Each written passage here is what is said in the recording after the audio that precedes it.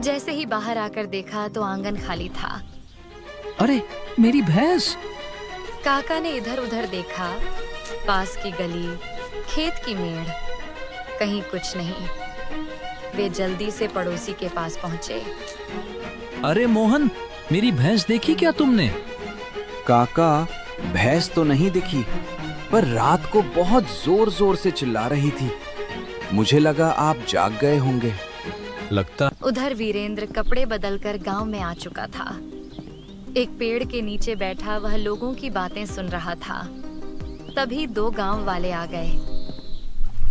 अरे भाई, तुम कहाँ से आए हो? पहले कभी गांव में नहीं देखा। मैं इस गांव का नहीं, पास के गांव से आया हूँ। कुछ काम ढूंढ रहा हूँ।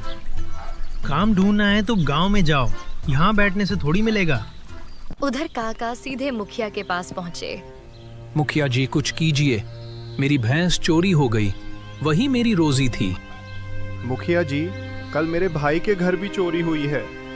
आज मैंने गांव के बाहर एक अजनबी को पेड़ के नीचे बैठे देखा है। उसे तुरंत पकड़ कर लाओ।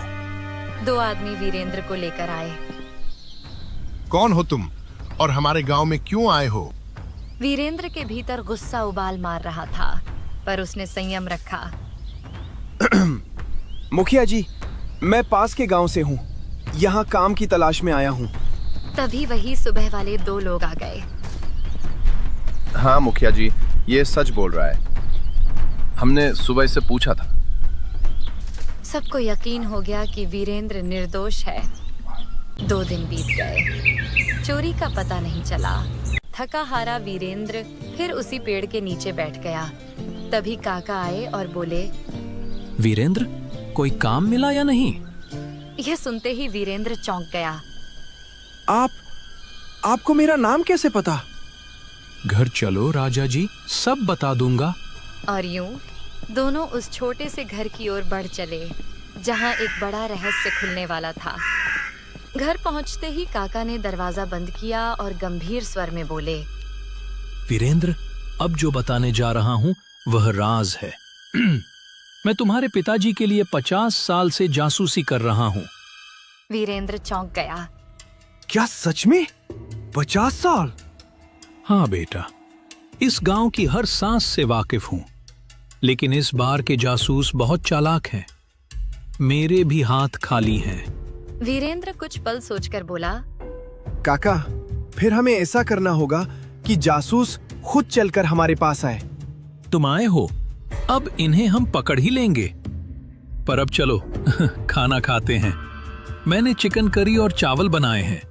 चिकन करी का नाम सुनते ही वीरेंद्र के मुंह में पानी आ गया।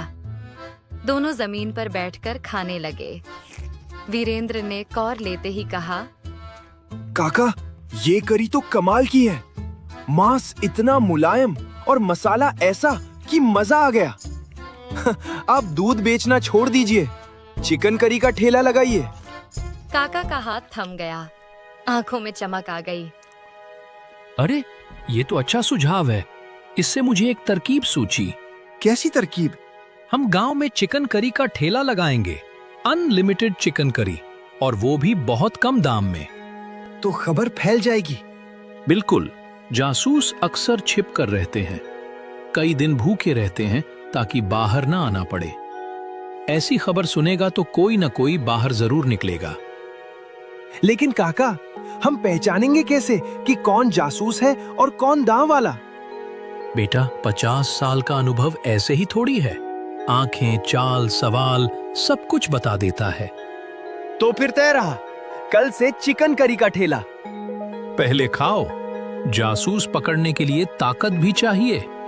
दोनों हंसते हुए खाने लगे और उसी सादे से घर में एक ऐसी योजना पक चुकी थी जो दुश्मनों को खुद बेनकाब करने वाली थी। अगली रात चुपचाप उतर आई थी। चांदनी में काका और वीरेंद्र ठेले की आखिरी तैयारी कर रहे थे। कड़ाही से मसालों की खुशबू उठ रही थी। काका, ठेले का नाम क्या रखेंगे? काका कुछ पल सोचते रहे। तभी उनकी नजर कोने में रखी पुरानी बाल्टी पर पड़ी।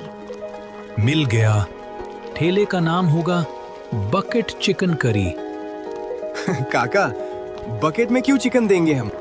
बेटा, मैंने जो भी काम शुरू किया है इसी बाल्टी से किया है और करी भी इसी में देंगे, अलग दिखेगा।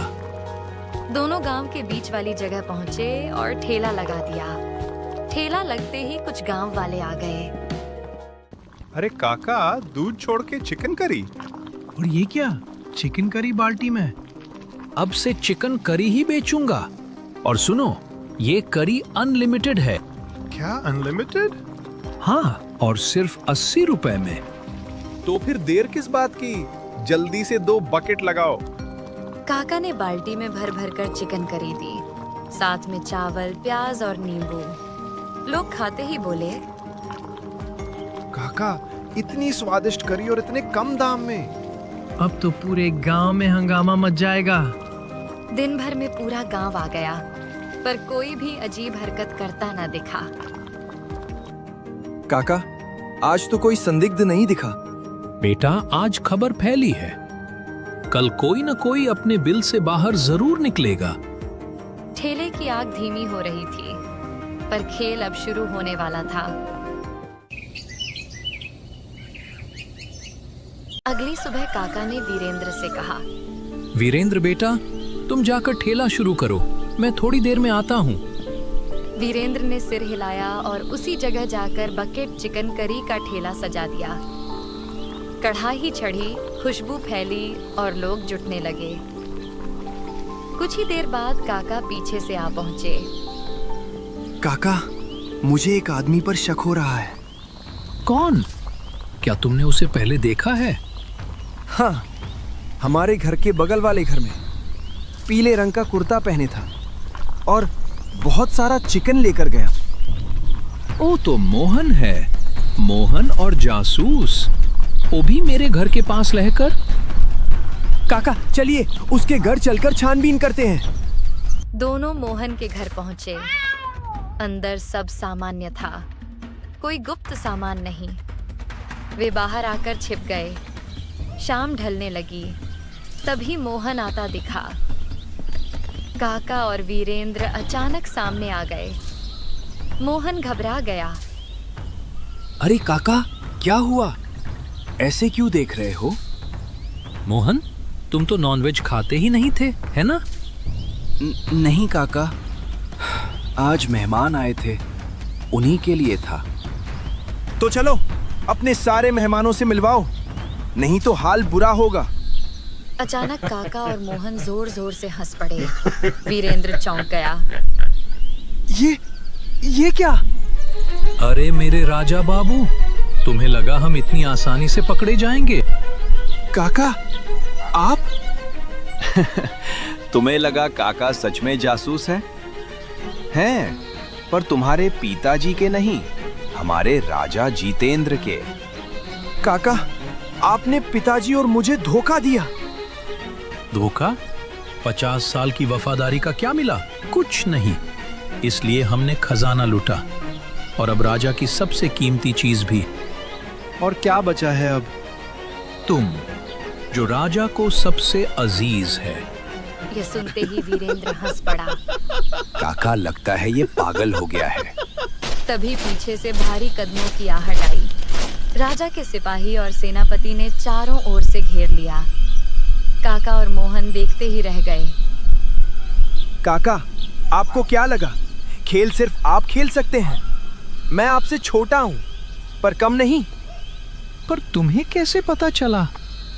पहले दिन से, जब आप भैंस चोरी की शिकायत लेकर मुखिया के पास आए, तभी शक हुआ।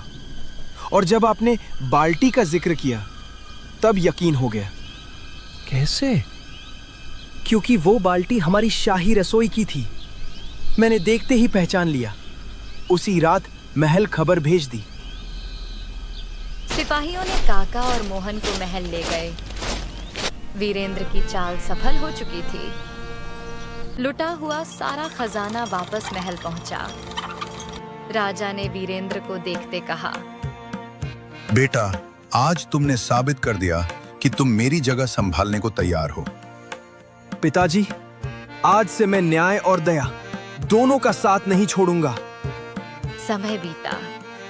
वीरेंद्र राजा बना और गांव की सेवा सच्चे मन से करने लगा। और हाँ, वह ठेला आज भी वही है, नाम वही, अनलिमिटेड बकेट चिकन करी। कहते हैं